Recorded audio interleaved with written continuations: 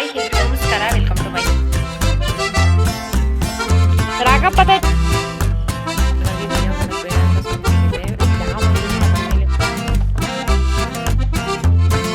ಎಲ್ಲಿ ಬಿದ್ದೆ, ಎಲ್ಲಿಗೆ ಹರಿ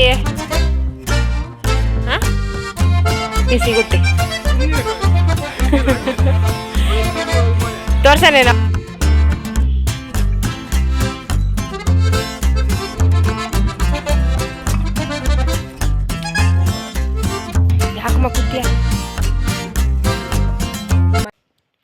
ಹಾಯ್ ಎಲ್ರಿಗೂ ನಮಸ್ಕಾರ, ವೆಲ್ಕಮ್ ಟು ಮೈ ಚಾನಲ್. ಎಲ್ಲರೂ ಹೇಗಿದ್ರೆ ಎಲ್ಲರಿಗೂ ಹೊಸ ವ್ಲಾಗ್ಗೆ ವೆಲ್ಕಮ್ ಮಾಡ್ತಾ ಇವತ್ತಿನ ಪುಟಾಣಿ ವ್ಲಾಗನ್ನು ಸ್ಟಾರ್ಟ್ ಮಾಡ್ತಾ ಇದ್ದೀನಿ. ಈ ವ್ಲಾಗ್ ನಿಮಗೆ ಇಷ್ಟ ಆದರೆ ಲೈಕ್ ಮಾಡಿ, ಶೇರ್ ಮಾಡಿ. ಪ್ಲೀಸ್ ನಮ್ಮ ಚಾನಲ್ಗೆ ಯಾರು ಸಬ್ಸ್ಕ್ರೈಬ್ ಆಗಿಲ್ಲ ಸಬ್ಸ್ಕ್ರೈಬ್ ಮಾಡ್ಕೊಂಡು ಸಪೋರ್ಟ್ ಮಾಡಿ ಅಂತ ಕೇಳ್ಕೊಳ್ತಾ ಇದ್ದೀನಿ. ಬನ್ನಿ ಇವತ್ತಿನ ಈ ಪುಟಾಣಿ ವ್ಲಾಗನ್ನು ಸ್ಟಾರ್ಟ್ ಮಾಡೋಣ. ಇವತ್ತು ವಾರ ಆಯಿತು, ಹಾಗಾಗಿ ಪೂಜೆ ಎಲ್ಲ ಮುಗಿಸಿ ಮನೆ ಎಲ್ಲ ಕ್ಲೀನ್ ಮಾಡಿರಲಿಲ್ಲ, ಹಾಗಾಗಿ ಕ್ಲೀನ್ ಮಾಡಿ ಫ್ರೆಶ್ ಅಪ್ ಆಗಿ ಪೂಜೆ ಮುಗಿಸೋ ಅಷ್ಟರಲ್ಲಿ ಲೇಟ್ ಆಗೇ ಬಿಡ್ತು.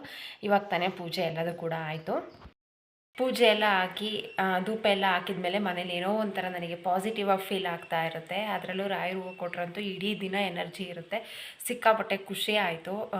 ಇವತ್ತಂತೂ ಸಿಕ್ಕಾಪಟ್ಟೆ ಚಳಿ. ಬೆಳಗ್ಗೆ ಎದ್ದಾಗಂತೂ ಆಚೆಗೆ ಹೋಗೋದೇ ಬೇಡ ಅಂತ ಅನ್ನಿಸ್ಬಿಡ್ತಾ ಇತ್ತು. ಇದು ಸ್ವಲ್ಪ ದೂರದಿಂದ ಅಂದರೆ ಕಿಟಕಿಯಲ್ಲಿ ವಿಡಿಯೋ ಮಾಡಿರೋದು, ಹಾಗಾಗಿ ಈ ಥರ ಕಾಣಿಸ್ತಾ ಇದೆ. ನಾನು ವಿಡಿಯೋ ಮಾಡಿದಾಗ ನಾನು ಎದ್ದು 1-3 ಗಂಟೆ ಆಗಿತ್ತು ಅಂತ ಅಂದ್ಕೊಳ್ತೀನಿ. ಹಾಲು ಕರೆದು ಎಲ್ಲ ಕೆಲಸನೂ ಮುಗ್ದಿತ್ತು. ಆದರೂ ಕೂಡ ನೋಡ್ಬೋದು ಹೇಗಿದೆ ಅಂತ. ಸಿಕ್ಕಾಪಟ್ಟೆ ಚಳಿ ಆಗ್ತಾ ಇರುತ್ತೆ. ಇದರಲ್ಲಂತೂ ಜಾಸ್ತಿ ಓಡಾಡಿದರೆ ಗ್ಯಾರಂಟಿ ಕವಳ ಕೊಡಿದ್ರೆ ತಲೆನೋವಂತೂ ಬಂದೇ ಬರುತ್ತೆ. ಇವತ್ತು ವಾರ ಇತ್ತು, ಹಾಗಾಗಿ ಮನೆ ಕ್ಲೀನ್ ಮಾಡೋದಿತ್ತು. ಪೂರ್ತಿ ನೀಟಾಗಿ ಮನೆಯೆಲ್ಲ ಕ್ಲೀನ್ ಮಾಡಿಕೊಂಡು ಮನೆ ಮುಂದೆ ಎಲ್ಲ ರಂಗೋಲಿ ಎಲ್ಲ ಹಾಕಿ ಫ್ರೆಶ್ ಅಪ್ ಆಗಿ ಪೂಜೆ ಮಾಡಿದೆ. ನಾನು ಕರೆಂಟ್ ಇರಲಿಲ್ಲ, ಹಾಗಾಗಿ ವಿಡಿಯೋ ಮಾಡೋದು ಬೇಡ ಅಂತ ಅಂದ್ಕೊಂಡೆ. ಲಾಸ್ಟಿಗೆ ಪೂಜೆ ಮಾಡಿದ್ಮೇಲೆ ಒಂದು ವಿಡಿಯೋ ಕ್ಲಿಪ್ಪನ್ನು ಅದಕ್ಕೆ ಆ್ಯಡ್ ಮಾಡಿದ್ರಾಗುತ್ತೆ ವಿಡಿಯೋದಲ್ಲಿ ಅಂತ. ಸಿಕ್ಕಾಪಟ್ಟೆ ಖುಷಿ ಆಗ್ತಾಯಿದೆ. ರಾಯರು ಹೂ ಪ್ರಸಾದ ಕೊಟ್ಟರು, ತುಂಬ ಸಲ ಕೊಟ್ಟಿದ್ದಾರೆ, ಫಸ್ಟ್ ಟೈಮ್ ಅಲ್ಲ. ಆದರೆ ಹಾರ ನನಗೆ ಕೇಳಿದ ತಕ್ಷಣವೇ ಹಾರನೇ ಹಸ್ಕೊಂಡು ಕೆಳಗೆ ಬಿತ್ತು. ಇದು ತುಂಬ ಅಂದರೆ ತುಂಬಾ ಖುಷಿ ಆಯಿತು. ನಾನು ಅದನ್ನು ವಿಡಿಯೋ ಮಾಡಬೇಕು ಅಂತ ಅಂದ್ಕೊಂಡೆ. ಕರೆಂಟ್ ಇರಲಿಲ್ಲ, ಹಾಗಾಗಿ ವಿಡಿಯೋ ಮಾಡೋದು ಬೇಡ ಅಂತ ಸುಮ್ಮನಾಗಿದ್ದೆ. ಇವಾಗ ಅನ್ನಿಸ್ತಾ ಇದೆ ಮಾಡಬೇಕಿತ್ತು ಅಂತ. ಎಷ್ಟು ಚೆನ್ನಾಗಿ ಕೊಟ್ಟರು ಅಂತಂದರೆ ಕೇಳಿದ ತಕ್ಷಣ ವೆಯ್ಟ್ ಮಾಡಿಸ್ದೆ, ಹಾರನೇ ಕೊಟ್ಟರು. ನನಗಂತೂ ಸಿಕ್ಕಾಪಟ್ಟೆ ಖುಷಿ ಆಯಿತು. ಇದು ಹಾರದ ಜೊತೆಗೆ ಇಷ್ಟು ಬಿದ್ದಿರೋದು, ಹಾರನೇ ಕೆಳಗೆ ಬಿತ್ತು. ತುಂಬ ಅಂದರೆ ತುಂಬಾ ಖುಷಿ ಆಯಿತು. ಥ್ಯಾಂಕ್ ಯು ರಾಯರೇ. ನಾನು ಹೇಳಿದರೆ ಕೆಲವರಿಗೆ ಅದರಲ್ಲಿ ಏನಿದೆ ಅಂತ ಅನ್ನಿಸ್ಬೋದು, ಅಥವಾ ಕೆಲವರು ಸುಳ್ಳು ಅಂತ ಅನ್ಬೋದು. ಆದರೆ ಯಾರು ರಾಯರ ಭಕ್ತರಿರ್ತಾರೆ, ಯಾರು ರಾಯರ ಮಕ್ಕಳಿರ್ತಾರೆ, ಅವ್ರಿಗೆ ಗೊತ್ತು ಆ ಖುಷಿ ಏನು ಅಂತ. ಯಾಕೆಂತಂದರೆ ತುಂಬ ಜನಕ್ಕೆ ರಾಯರ ಖುಷಿಯನ್ನು ಕೊಟ್ಟಿರ್ತಾರೆ. ಅದರಲ್ಲಿ ನನಗೂ ಕೂಡ ಕೊಟ್ಟಿದ್ದಾರೆ ಅನ್ನೋದೇ ನನ್ನ ಖುಷಿ. ನೈವೇದ್ಯಕ್ಕೆ ಇವತ್ತು ಕೇಸರಿ ಬಾತ್ ಮಾಡ್ತಾಯಿದ್ದೆ, ಬೇಗನೆ ಆಗಿಬಿಡುತ್ತೆ ಅಂತ. ಕೆಲಸ ಜಾಸ್ತಿ ಇತ್ತು, ಹಾಗಾಗಿ ಪೂಜೆ ಮಾಡೋದು ಸ್ವಲ್ಪ ಲೇಟ್ ಆಯಿತು. ಆದರೂ ಪರವಾಗಿಲ್ಲ, ಹೂ ಸಿಕ್ತು, ಖುಷಿ ಆಯಿತು. ಕೊಟ್ಟಿಲ್ಲ ಅಂತಂದ್ರೂ ಪರವಾಗಿಲ್ಲ, ಕೊಟ್ಟರೆ ಇನ್ನೂ ಖುಷಿ. ನನ್ನ ಮಗಳನ್ನೂ ಕೂಡ ಸ್ನಾನ ಮಾಡಿಸ್ದೆ. ನಾನು ಪೂಜೆ ಮಾಡುವಾಗ ನನ್ನ ಮಗಳು ಫಸ್ಟೆಲ್ಲ ಹೇಳ್ತಾ ಇದ್ದೆ, ನಮಸ್ಕಾರ ಮಾಡು, ಅಡ್ಬೀಳು, ಈ ಥರ ಎಲ್ಲ ಹೇಳ್ತಾ ಇದ್ದೆ. ಬಟ್ ಇವಾಗ ಏನೂ ಹೇಳೋದೇ ಇಲ್ಲ, ಅಭ್ಯಾಸ ಆಗಿಬಿಟ್ಟಿದೆ. ಸ್ನಾನ ಮಾಡ್ಕೊಂಡು ಬಂದ ತಕ್ಷಣ ದೇವ್ರಿಗೆ ನಮಸ್ಕಾರ ಮಾಡೋದು. ಹಾಗೆ ಪೂಜೆ ಎಲ್ಲ ಮುಗಿಸಿ ಕರಿ ಮೇವು ಹಾಕೋದಿತ್ತು. ಇದು ನನ್ನ ಡೈಲಿ ರೊಟೀನ್ ಆಗಿಬಿಟ್ಟಿದೆ. ತೋಟಕ್ಕೇನು ಹೋಗೋದಿಲ್ಲ, ಇಕ್ಕರು ಮನೆ ಹತ್ರನೇ ಇರುತ್ತೆ. ಬೆಳ್ಳಿ ಮೇವು ಹಾಕಿ ನೀರಿಟ್ಟು ಹೋಗೋಣ ಅಂತ ಅಂದ್ಕೊಂಡು ಮನೆ ಹಿಂದೆ ಇರುವಂತಹ ತೋಟಕ್ಕೆ ಬಂದಿದ್ದೆ. ಫಸ್ಟ್ ನಮ್ಮ ಮನೆಗೆ ಬಂದಾಗ ಒಣಮೇವು ಚೆನ್ನಾಗಿ ತಿಂತಾಯಿತ್ತು. ಇವಾಗ ಹಸಿ ಮೇವಿಗೆ ಅಡ್ಜಸ್ಟ್ ಆಗಿ ಆ ಕಡೆ ಒಣಮೇವು ಹಾಕಿದ್ದೀನಿ, ರಾಗಿ ಹುಲ್ಲು. ಅದನ್ನು ಹಾಗೇ ಬಿಟ್ಕೊಂಡಿದ್ದೆ. ನಾನು ಬರೋದನ್ನೇ ವೆಯ್ಟ್ ಮಾಡ್ತಾಯಿತ್ತು. ಬಂದ ತಕ್ಷಣ ಮೇವು ಕಟ್ ಮಾಡಿ ಹಾಕ್ತೆ, ಚೆನ್ನಾಗಿ ತಿಂತಾಯಿತ್ತು. ಅದನ್ನ ನೋಡೋಕ್ಕೆ ಒಂಥರ ಖುಷಿ ಆಗುತ್ತೆ, ಒಂದು ಪಾಪು ಥರ ಫೀಲ್ ಆಗುತ್ತೆ. ನೋಡಿದ ತಕ್ಷಣ ಕೂಗುತ್ತೆ, ಮೇವು ಹಾಕಿಲ್ಲ ಅಂದರೆ ಕೂಗುತ್ತೆ. ಖುಷಿ ಆಯಿತು. ಹೂವು ನೋಡಿ, ಇದು ಬಿಂದಿಗೆ ಹೂವು ಹಾಕಿದರೆ ಇಷ್ಟು ಹೂವು ಬಿಡುತ್ತೆ. ಚೆನ್ನಾಗಿತ್ತು. ಬಟ್ ಅದು ಹೂವು ಎತ್ತಿಲ್ಲ ಅಂತಂದರೆ ಬೀಜ ಆಗಿ ಕೆಳಗಡೆ ಉದುರುತ್ತೆ, ಸಿಕ್ಕಾಪಟ್ಟೆ ಗಿಡ ಹುಟ್ಟುತ್ತೆ. ಹಾಗಾಗಿ ಎಷ್ಟು ಬೇಕಷ್ಟು ಬಿಟ್ಕೊಂಡು ಉಳಿದಿರುವಂತಹ ಕೊಂಬೆ ಎಲ್ಲ ಕಟ್ ಮಾಡಿ ಹಾಕ್ತೆ. ಇವಾಗ ಕರಿಗೆಲ್ಲ ಮೇವು ಹಾಕಿ ಆಯಿತು. ವಾಪಸ್ ಮನೆಗೆ ಹೋಗ್ತಾ ಇದ್ದೀನಿ. ಇಲ್ಲ ಹರಿ, ಹಾಂ ಏನು ಮಾಡ್ತಾಯಿದ್ಯಾ? ಕೇಸರಿ ಬಾತ್. ಈ ಕಡೆಗೆ ಬಮ್ಮನೆ, ಅಲ್ಲೊಂಚೂರು ಬಿಸಿಲು ಬೀಳ್ತೈತೆ. ಏನು ತಿಂತಿದ್ಯಾ? ನನ್ನ ಮಗಳಿಗೆ ಏನಾದರೂ ಸ್ವೀಟ್ ಮಾಡಿದರೆ ಖುಷಿನೇ ಬೇರೆ ಅಲ್ವಾ ಬಂಗಾರಿ? ಇವಾಗ ಒಂದು ಹೊಸ ಕೆಲಸ ಆ್ಯಡ್ ಆಗಿದೆ. ಯಾರಾದರೂ ಒಬ್ಬರು ಆಚೆಲಿ ಇರ್ತೀವಿ ಶುಂಠಿ ನೋಡ್ಕೊಳ್ಳೋದಕ್ಕೆ ಅಂತ. ಹೇಗೆ ಅಂತಂದರೆ ಆಗ್ಲತ್ತೇ ಕಳ್ತನ ಮಾಡಿಬಿಡ್ತಾರೆ, ಆ ರೇಂಜಿಗೆ ಬಂದುಬಿಟ್ಟಿದ್ದಾರೆ. ಇವಾಗ ಇರೋ ರೈಟಿಗೆ ಒಂದು ಪ್ಯಾಕೆಟ್ ತುಂಬ್ಕೊಂಡೋದ್ರೆ ಸಾಕು, ಅವ್ರು ಅವತ್ತಿನ ಖರ್ಚಿಗೆ ಬೇಜಾನಾಗುತ್ತೆ. ಹಾಗಾಗಿ ಎಷ್ಟೋ ಸಲ ಬಂದು ಆಚೆಲ್ಲೇ ನೋಡ್ಕೊಂಡು ಹೋಗ್ತೀವಿ ಅನ್ನೋದೇ ಗೊತ್ತಿಲ್ಲ. ಇವಾಗೊಂದು ಹೊಸ ಕೆಲಸ ಇದು. ಯಾಕಮ್ಮ ಹೊಟ್ಟೆ ತುಂಬ್ತಾ? ಇವಾಗ ತಾನೇ ಕೆಲಸ ಎಲ್ಲ ಮುಗೀತು, ಊಟ ಮಾಡಿದ್ದು ಎಲ್ಲ ಸ್ವಲ್ಪ ಪಾತ್ರೆ ಆಗಿತ್ತು, ಪಾತ್ರೆ ಎಲ್ಲ ತೊಳೆದಿಟ್ಟು ಇವಾಗ ತಾನೇ ಕುತ್ಕೊಂಡೆ. ಸ್ವಲ್ಪ ಯಾಕೋ ಸುಸ್ತು ಅಂತ ಫೀಲ್ ಆಗ್ತಾಯಿತ್ತು, ಕೆಲಸ ಸ್ವಲ್ಪ ಜಾಸ್ತಿ ಅಂತ ಅನ್ನಿಸ್ತು. ಹಾಗಾಗಿ ಸ್ವಲ್ಪ ಹೊತ್ತು ಕುತ್ಕೊಳ್ಳೋಣ ಅಂತ ಇಲ್ಲೇ ಕೂತ್ಕೊಂಡೆ. ನನ್ನ ಮಗಳು ಇಲ್ಲೇ ಚೆನ್ನಾಗಿ ಆಟ ಆಡ್ತಿದ್ದಾಳೆ. ಇವಳಿಗೊಂದು ದಿವಾನ್ ಕಟ್ ಹಾಕಿರೋದೊಂದು ಏನು ಇಷ್ಟ ಆಗಿದೆ ಅಂತಂದರೆ ಯಾವಾಗಲೂ ಅದ್ರ ಮೇಲೆ ಕುತ್ಕೊಂಡು ಆಟ ಆಡ್ಕೊಂಡಿರ್ತಾಳೆ. ಹಾಗಾಗಿ ಅವಳು ನೋಡಿಕೊಂಡು ಅವಳು ಆಟ ಆಡೋದು ನೋಡ್ಕೊಂಡು ನಾನು ಸುಮ್ಮನೆ ಕೂತಿದ್ದೆ. ಅಷ್ಟರಲ್ಲಿ ಸಂಜೆ ಆಯಿತು, ನಿತ್ಯ ಸ್ಕೂಲಿಂದ ಬಂದಾಯಿತು. ನೀವು ಇರು ಅಂತ ಅಂದು ನಾನು ಲಡ್ಡು ಕೂಡ ಇಬ್ಬರು ತೋಟಕ್ಕೆ ಹೋಗ್ತಾ ಇದ್ವಿ. ಇವಾಗ ನಿತ್ಯನೊಬ್ಬಳೇ ಆಚೆಲೇನು ಬಿಟ್ಟು ಹೋಗೋದಿಲ್ಲ, ಆಚೆ ರೂಮಲ್ಲಿ ಕೂರಿಸಿ ಹೋಗಿದ್ವಿ ಬೇಗ ಬರೋಣ ಅಂತ. ಸ್ವಲ್ಪ ಶುಂಠಿ ಆಯೋದಿತ್ತು, ಹಾಗಾಗಿ ಈಗ ಹುಡುಕಿ ತೋರಿಸು ಎಲ್ಲಿ ಉಳ್ಕೊಂಡಿದ್ದೆ, ತೋರಿಸಿ ಈಗ ಹುಡುಕಿ. ಹಾಂ ಹುಡುಕು.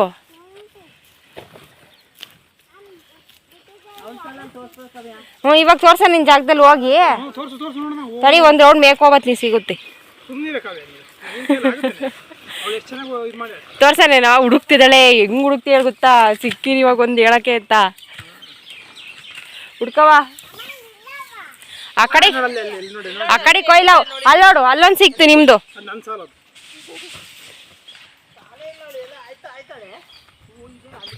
ನನ್ನ ಮಗಳು ಶುಂಠಿ ಆಯ್ತಾ ಇದ್ಲು, ನಾನು ಆಯ್ದಿರೋದನ್ನೇ ಏನಾದರೂ ಒಂದು ಪೀಸ್ ಹುಡುಕಿ ಅಮ್ಮ ನೋಡಮ್ಮ ನೀನು ನೀಟಾಗಿ ಆಯ್ದೇ ಇಲ್ಲ ಅಂತ ನಮಗೇನೆ ವಾಪಸ್ ತೋರಿಸ್ತಾ ಇದ್ಲು. ಅದೇ ಎಲ್ಲಿಗೆ ಏಟಾತು, ಅಲ್ಲಿ ಬಿದ್ದ ಕೈಗೆ ಏಟಾತ, ಮತ್ತು ಹೊಲ್ತಕ್ಕೆ ಏನಕ್ಕೆ ಬತ್ತೀಯ ನೀವು ಬೇಡ ಅಂದ್ರು.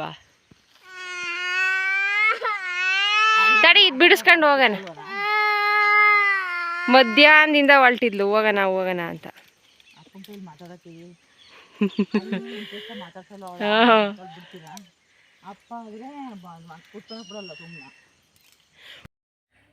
ಶುಂಠಿ ಆಯ್ತು ಬರೋ ದಾರಿಲೇನೆ ಸ್ವಲ್ಪ ಜಾರಿ ಬಿದ್ಲು, ಹಾಗಾಗಿ ಅಳ್ತಾ ಇದ್ಲು.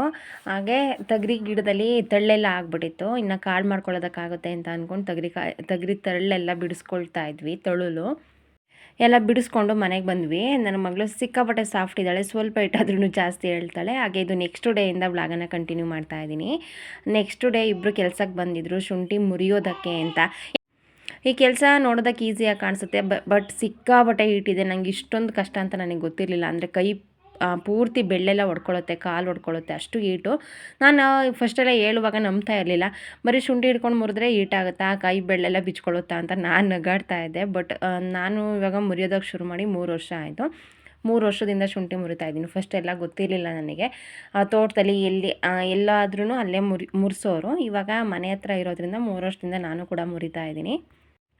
ಇಬ್ಬರು ಬಂದಿದ್ದರು. ಇವಾಗ ನಾವಿಬ್ಬರು ಬೇಗ ಕೆಲಸ ಎಲ್ಲ ಮುಗಿಸಿ ಅವ್ರ ಜೊತೆ ನಾವು ಕೂತ್ಕೊಂಡು ಶುಂಠಿ ಮುರಿಯೋದು. ಜೊತೆಗೆ ನನ್ನ ಹಸ್ಬೆಂಡ್ ಔಷಧಿ ಕೂಡ ಎದ್ದು ಇಡಬೇಕು ಒಣಗಿಸಿ, ಅದನ್ನು ಒಣಗಿಸ್ದಂಗಿಟ್ರೆ ಅದು ಕೂಡ ಹಾಳಾಗುತ್ತಂತೆ. ಬಿಸಿಲಲ್ಲಿ ಚೆನ್ನಾಗಿ ಒಂದು ದಿನ ಒಣಗಿಸಿ ಮತ್ತೆ ವಾಪಸ್ ಒಳಗೆ ಎತ್ತಿಡೋದು. ಇವಾಗ ನನ್ನ ಮಗಳು ಡ್ರಾಯಿಂಗ್ ತೋರಿಸ್ತೀನಿ ನೋಡಿ ಎಷ್ಟು ಚೆನ್ನಾಗಿ ಮಾಡಿದ್ದಾಳೆ ಅಂತ. ಇದು ಹಾಲಿನ ಡೈರಿಲಿ ಹಾಲಾಗ್ತಾಗ ಚೀಟಿ ಕೊಡ್ತಾರಲ್ಲ ಅದು, ಇನ್ನೊಂದು ಸೈಡ್ ಖಾಲಿ ಇರುತ್ತಲ್ಲ ಅದಕ್ಕೆಲ್ಲ ನೀಟಾಗಿ ಪೆನ್ನಲ್ಲಿ ಬರೆದು ಆ ಬಣ್ಣ ತುಂಬಿರೋದು. ಎಷ್ಟು ಕಷ್ಟಪಟ್ಟು ಮಾಡಿದ್ದಾಳೆ ಆ ಚೀಟಿ ಅಂತೂ ನೋಡಿ. ಸಣ್ಣದಾಗಿ ಎಷ್ಟು ಚೆನ್ನಾಗಿ ರೌಂಡ್ ಹಾಕಿ ಅದಕ್ಕೆಲ್ಲ ಬಣ್ಣ ತುಂಬಿ, ಅಮ್ಮ ನಾನು ನಿನಗೋಸ್ಕರ ಡ್ರಾಯಿಂಗ್ ಮಾಡಿದ್ದೀನಿ ಅಮ್ಮ ಅಂತ ತೊಗೊಂಡು ಬಂದು ಕೊಟ್ಲು.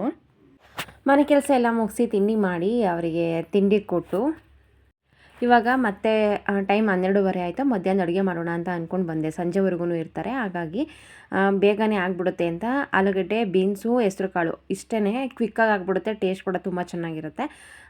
ಒಗ್ಗರಣೆ ಮಾಡ್ಕೊಳ್ಳೋದು, ಕುಕ್ಕರ್ಗೆ ಎಣ್ಣೆ, ಜೀರಿಗೆ ಮತ್ತು ಈರುಳ್ಳಿ ಹಾಕೊಂಡು ಒಗ್ಗರಣೆ ಮಾಡ್ಕೊಂಡು ಅದಕ್ಕೆ ಟೊಮೊಟೊ ಹಾಕಿ ಫ್ರೈ ಮಾಡಿದ್ದೀನಿ. ನಂತರ ಅದಕ್ಕೆ ಆಲೂಗೆಡ್ಡೆ, ಬೀನ್ಸು ಮತ್ತು ಹೆಸ್ರು ಕಾಳು ಇಷ್ಟನ್ನು ಹಾಕೊಂಡು ಚೆನ್ನಾಗಿ ಬೇಯಿಸ್ಕೊಳ್ತೀನಿ. ಒಂದು 4 ವಿಷಲ್ ಆದ್ರೂ ಬೇಕು. ಹೆಸ್ರು ಕಾಳು ಒಣಗಿರುತ್ತಲ್ಲ ಅದು ಬೇಗ ಬೇಯೋದಿಲ್ಲ, ಹಾಗಾಗಿ ಮಸಾಲೆ ರುಬ್ಕೊಂಡು ಹಾಕ್ಕೊಳ್ಳೋದು. ಧನಿಯಾ ಪುಡಿ, ಖಾರದ ಪುಡಿ, ಹಸಿ ಈರುಳ್ಳಿ, ಒಂದು ಅರ್ಧ ಟೊಮೊಟೊ, ಹಸಿ ಟೊಮೊಟೊನೇ ಹಾಕ್ಕೊಂಡಿದ್ದೀನಿ. ಜೊತೆಗೆ ಹಸಿ ಕಾಯಿ ತುರಿ ಇಷ್ಟನ್ನು ಹಾಕ್ಕೊಂಡು ಖಾರ ರುಬ್ಬಿ ಹಾಕಿದ್ದೀನಿ. ಅದಕ್ಕೆ ಸ್ವಲ್ಪ ಕಾಯಿ ತುರಿ ಹಾಕ್ಕೊಂಡು ಕುದಿಸ್ಕೊಳ್ಳೋದು. ನೋಡೋದಕ್ಕೂ ಚೆನ್ನಾಗಿ ಕಾಣಿಸುತ್ತೆ, ಟೇಸ್ಟ್ ಕೂಡ ಚೆನ್ನಾಗಿರುತ್ತೆ ಅಂತ. ಮತ್ತು ಮಧ್ಯಾಹ್ನದ ಅಡುಗೆ ಆಯಿತು.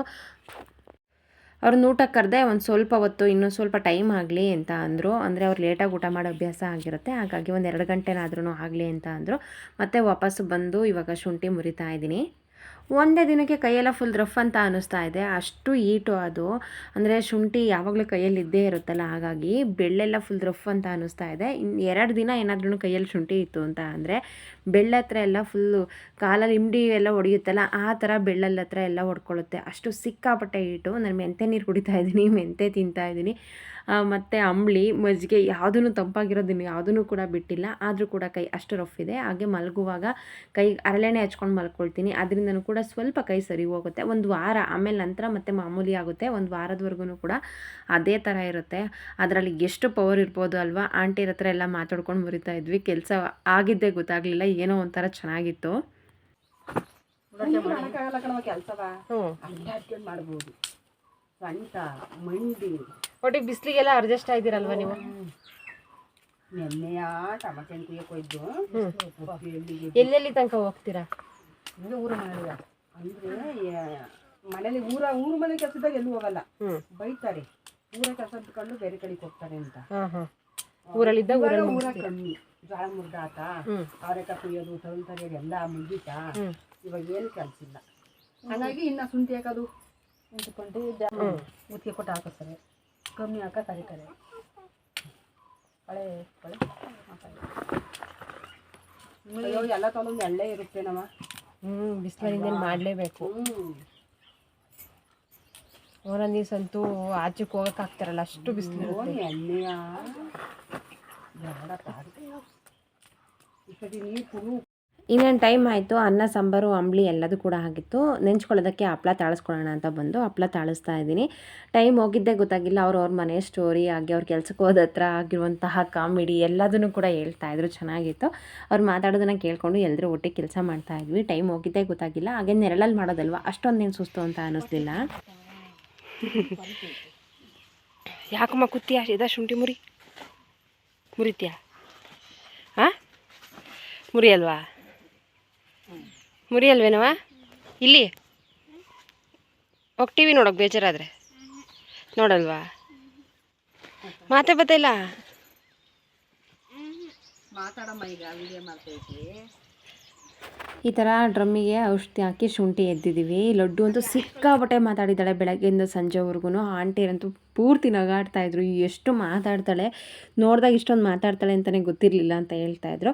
ಸಂಜೆ ಆಯಿತು, ಹಾಗಾಗಿ ಕಾಫಿ ಮಾಡಿಕೊಟ್ಟೆ. ಅವರಿನ್ನ ಕಾಫಿ ಕುಡಿದು ಊರಿಗೆ ಹೊರಟರು. ಇವತ್ತಿನ ಈ ಪುಟಾಣಿ ವ್ಲಾಗನ್ನು ಇಲ್ಲೇ ಎಂಡ್ ಮಾಡ್ತಾ ಇದ್ದೀನಿ. ನಿಮಗೆ ಇಷ್ಟ ಆಗಿದೆ ಅಂತ ಭಾವಿಸ್ತೀನಿ. ಇಷ್ಟ ಆದರೆ ಲೈಕ್, ಶೇರ್, ಸಬ್ಸ್ಕ್ರೈಬ್ ಆಗಿ. ಸಿಗ್ತೀನಿ ಮುಂದಿನ ಹೊಸ ವ್ಲಾಗಲ್ಲಿ. Thank you.